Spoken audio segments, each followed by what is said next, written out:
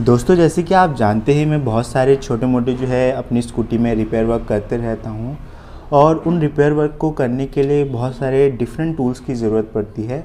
तो आज की इस वीडियो में मैं आपको बताने वाला हूं कि कौन कौन से डिफरेंट टूल जो हैं वो आप अपने टूल बॉक्स में ऐड कर सकते हैं।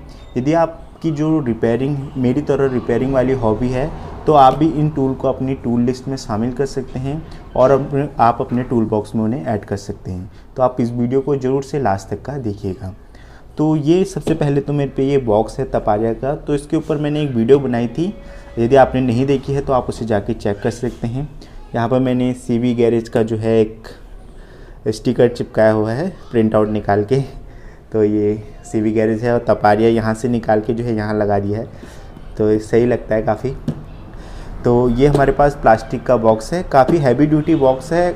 अराउंड 3 to 4 ईयर्स से यूज़ कर रहा हूँ, तो अभी तक किसी भी प्रकार की प्रॉब्लम नहीं है और ये पूरी तरीके से टूल से भरा है। अराउंड इसमें 10 kg के आसपास टूल्स होंगे जो कि इसमें है और काफ़ी अच्छे प्रकार से उन टूल्स को हैंडल कर रहा है, उनके वेट को हैंडल कर पा रहा है। तो जैसे हम इसको ओपन करते हैं तो इस लैच को ओपन करते हैं तो इस प्रकार से इसमें मैंने टूल्स को अरेंज कर रखा है अपने। तो यहाँ से शुरुआत करते हैं। तो सबसे पहले हमारे पास ये जो है आप देख सकते हैं ये रैचेट है, ये 1/4 इंच का रैचेट है, देख सकते हैं आप 1/4 इंच ड्राइव का रैचेट है। तो ये है इंड्योरो कंपनी का रैचेट है। तो ये मैंने अमेज़ॉन से परचेज़ किया था आज से करीबन 1 साल पहले। तो ये 349 रुपीज़ का पड़ा था मेरे को, काफ़ी ज़्यादा कॉस्टली था लेकिन काफ़ी अच्छी क्वालिटी का है। तो जितना भी मैंने इसमें मनी इन्वेस्ट करा है वो वर्थ है। तो इसके बाद जो है मेरे पे ये स्पिनर हैंडल है इस प्रकार का, तो ये जेनेरिक स्पिनर हैंडल है। तो ये जो है ये स्पिनर हैंडल इसके ऊपर लग जाता है इस प्रकार से और इसके बाद आप किसी भी प्रकार के जो है स्क्रूज़ या जो भी अप टू 12 मिलीमीटर के बोल्ट या नट ईज़िली जो है इससे खोल सकते हैं। उससे ज़्यादा इससे ऊपर इस पर टॉर्क अप्लाई करोगे तो जाहिर सी बात है कि ये टूट जाएगा। इसके बाद इसको साइड में रख लेते हैं वापस से। इसके बाद आप बहुत सारे जो है नट एंड बोल्ट्स ऐसे होते हैं, जिद्दी नट एंड बोल्ट्स जो कि ईज़िली खुलते नहीं हैं, तो उनको खोलने के लिए बहुत ज़्यादा टॉर्क आपको अप्लाई करना पड़ता है। तो उसके लिए इस प्रकार का आपको एल स्पैनर ख़रीदने की ज़रूरत पड़ेगी। इसमें बहुत सारे अलग अलग मॉडल आते हैं, कोई एल स्पैनर आता है, एक स्लाइडिंग बार आता है। तो आप एल स्पैनर खरीद लीजिए, ये मोर देन सफिशेंट रहता है बहुत सारे आपके टास्क के लिए। तो जैसे कि आपने देखा होगा कि मैंने क्लच की रिपेयर की वीडियो बनाई थी, तो क्लच सर्विस की वीडियो बनाई थी, तो उससे जो है उसमें बहुत ज़्यादा टॉर्क की लगाने की ज़रूरत पड़ती है। या आपको जैसे स्कूटी का रियर व्हील खोलना है तो वहाँ भी आपको बहुत ज़्यादा टॉर्क अप्लाई करने की ज़रूरत पड़ेगी। तो उसके लिए आपको इस प्रकार का एल स्पैनर ख़रीदना ही पड़ेगा। और इस एल स्पैनर को तो आपने ख़रीद लिया। इसके बाद जो है ये 1/2 इंच ड्राइव का होता है, ये आपको बता दूँ, ये 1/2 इंच ड्राइव में होता है। तो आप इस 1/2 इंच ड्राइव के लिए आपको 1/2 इंच ड्राइव के सॉकेट्स भी खरीदने पड़ेंगे। तो ये लूज सॉकेट्स हैं, जैसे कि देख सकते हैं टाटा का है, ये 22 मिलीमीटर का है। तो ये अराउंड आपको 70-80 रुपीज़ के आसपास का मिल जाएगा। तो ये डिफरेंट वेरी करता है, जिस साइज़ का भी आप लेंगे तो उसके हिसाब से जो है ये वेरी करता है। तो सबसे जो मैक्सिमम साइज़ है मेरे पे वो 24 mm का है। अभी ये तपारिया का है, ये भी अराउंड 100 रुपीज़ का पड़ा था मेरे को। तो ये लोकल शॉप से आप खरीदेंगे तो ज़्यादा फ़ायदा रहता है। यदि आप ऑनलाइन भी परचेज़ करते हैं तो भी ज़्यादा उसमें कोई नुकसान नहीं होता। उसमें स्टैनली का आपको ईज़िली जो है अमेज़ॉन पे मिल जाएगा, तो आप वहाँ से जाके परचेज़ कर सकते हैं 24 मिलीमीटर का सॉकेट।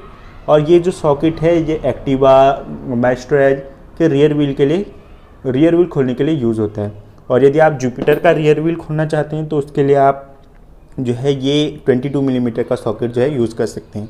और ये ध्यान रखिएगा कि आप ये एल स्पैनर ज़रूर से परचेज़ कर लें और इसकी कॉस्ट भी कोई ज़्यादा नहीं होती है, अराउंड 150 रुपीज़ होती है।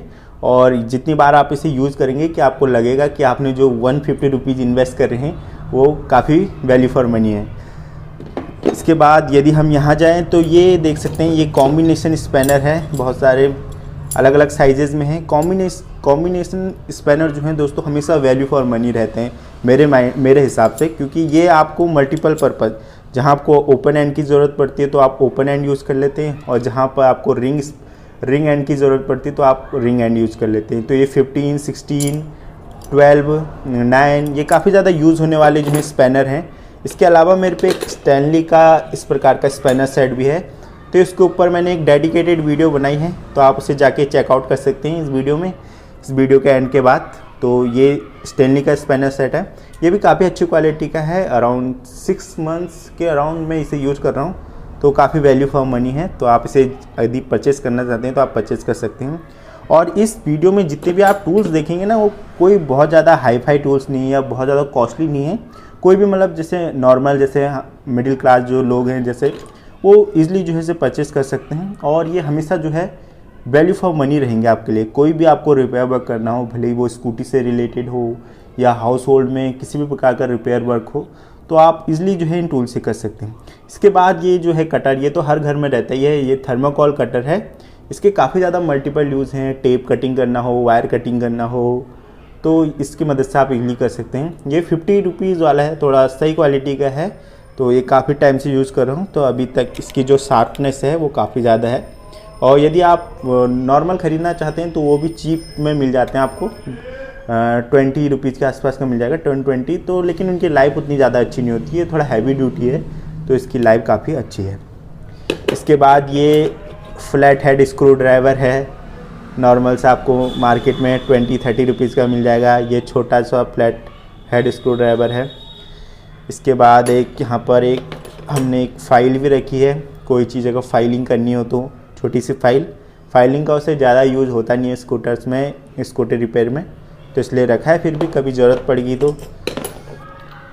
इसके बाद ये स्पार्क प्लग सॉकेट है, ये मैंने आपको पिछली वीडियो में दिखाया था। ये भी इंडियोरो का है। ये स्कूटी में जितने भी ज़्यादातर में आप देखेंगे तो 16 मिलीमीटर का जो है सॉकेट लगता है। कार्स के केसेस में शायद 21 मिलीमीटर का लगता है, तो वो भी आपको इजीली मार्केट में मिल जाएगा। ये 21 मिलीमीटर का है। इसके ऊपर ये हेक्सागोनल हेड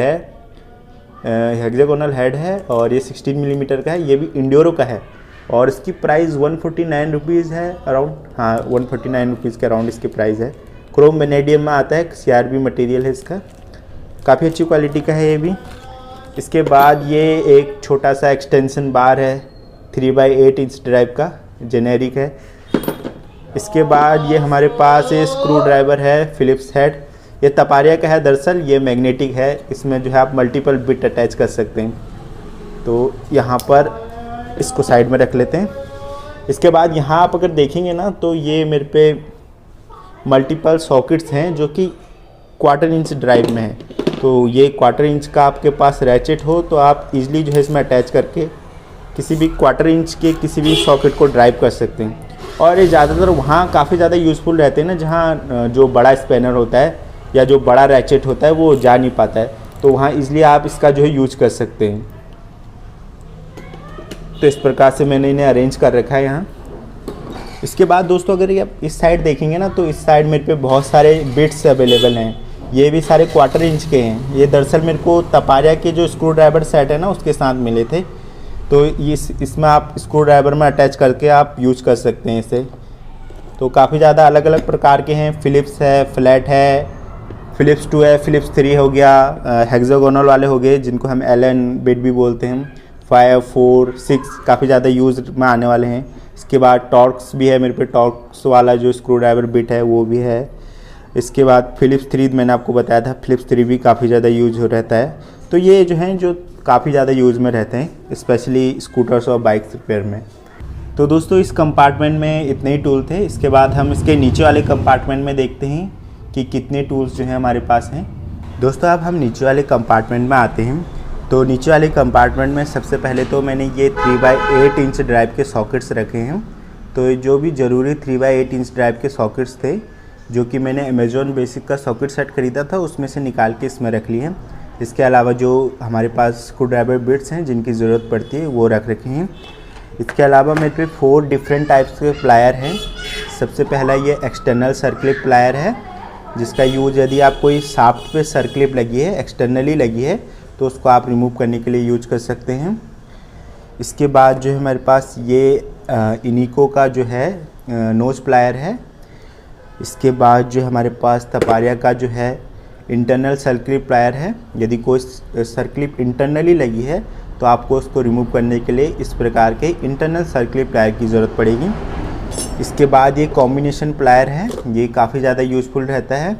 ये टाटा का है और आपने देखा होगा कि कॉम्बिनेशन प्लायर की ज़रूरत हर जगह पड़ती है, भले वायर कटिंग हो, स्ट्रिपिंग हो, कोई बहुत सारे मल्टीपल फंक्शन रहते हैं इसके।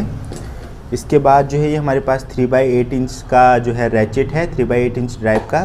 तो इसके ऊपर मैंने एक डेडिकेटेड वीडियो बनाई थी, तो जाके आप उसे चेकआउट कर सकते हैं। इसके बाद हमारे पास ये जो है डायगोनल कटर है एक, ये भी तपारिया का डायगोनल कटर है।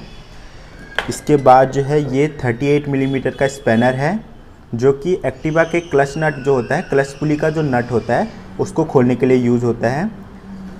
इसके बाद जो हमारे पास ये एडजस्टेबल स्पैनर है, ये 35 मिलीमीटर तक जो है किसी भी बोल्ट या नट को ग्रिप कर सकता है। तो ये भी तपारिया का है और इसका मॉडल नंबर जो है वो 1172N है।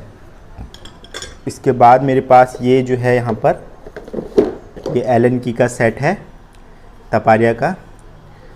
इसके बाद जो है मेरे पे ये हैमर है, ये भी इनिको का है, फाइबर ग्लास हैमर है। इसके बाद यहाँ पर हम देखेंगे तो मेरे पे ये स्क्रू ड्राइवर है, प्रिसीजन स्क्रू ड्राइवर सेट है। यदि आपको कभी आरपीएम सेट करना होता है और फ्यूल एयर मिक्सचर सेट करना होता है तो उसके लिए आपको छोटे स्क्रू ड्राइवर की ज़रूरत पड़ती है, जो कि इसमें आपको अवेलेबल हो जाते हैं। इसके बाद इस प्रकार का हमारे पास जो है एक्सटेंशन बार है 1/4 इंच का। तो कई बार क्या होता है, कोई बोल्ट या स्क्रू काफ़ी लंबाई में काफ़ी डीप होता है अंदर, तो उसको खोलने के लिए इस प्रकार के एक्सटेंशन बार की ज़रूरत पड़ती है। इसके बाद ये फाइनली हमारे पास ये क्लच होल्डर है। तो इसको मैंने एक बार आपको दिखाया था कि किस प्रकार से आप जो है माइस्ट्रो एज का क्लच रिपेयर कर सकते हैं, तो उसमें मैंने इसका यूज़ किया था। तो इसको भी आप परचेज़ कर सकते हैं, काफ़ी ज़्यादा यूज़फुल रहता है और इसके मल्टीपल फंक्शन होते हैं। आप इसे मैग्नेट होल्ड कर सकते हैं, क्लच होल्ड कर सकते हैं, वेरिएटर की जो असेंबली है उसको होल्ड कर सकते हैं और इजीली इन सबको ओपन कर सकते हैं। तो ये थे मेरे कुछ टूल्स। इसके अलावा एक यहाँ पर और चीज़ है जो कि आपको दिखाना चाहूँगा। ये दरअसल एक वेल्डिंग करके मैंने एक टी स्पैनर बनाया है। तो यदि बहुत बार क्या होता है, कोई स्क्रू बहुत ज़्यादा टाइट रहता है तो उसको वो नॉर्मली खुलता नहीं है, तो इसके लिए ये इस प्रकार का टी स्पैनर बनाया है। तो इससे आप काफ़ी ज़्यादा टॉर्क जो है वो स्क्रू के हेड पे अप्लाई कर सकते हैं और उसे इजीली ओपन कर सकते हैं। तो इस प्रकार का वेल्डिंग करके मैंने एक टी स्पैनर बनाया है। तो दोस्तों यही थे सब मेरे पे बेसिक टूल। तो उम्मीद करता हूँ कि आपको ये वीडियो पसंद आई होगी और यदि आपको इन बेसिक टूल्स में से कोई भी टूल पसंद आता है तो आप उसे परचेज़ कर सकते हैं और अपने टूल्स की लिस्ट में रख सकते हैं या अपने टूल बॉक्स में जो है उसे ऐड कर सकते हैं। तो मैं मिलता हूँ आपसे अगली वीडियो में। Till then stay tune. और यदि आपको ये वीडियो पसंद आती है तो हमारे इस छोटे से चैनल को आप सब्सक्राइब कर सकते हैं। धन्यवाद।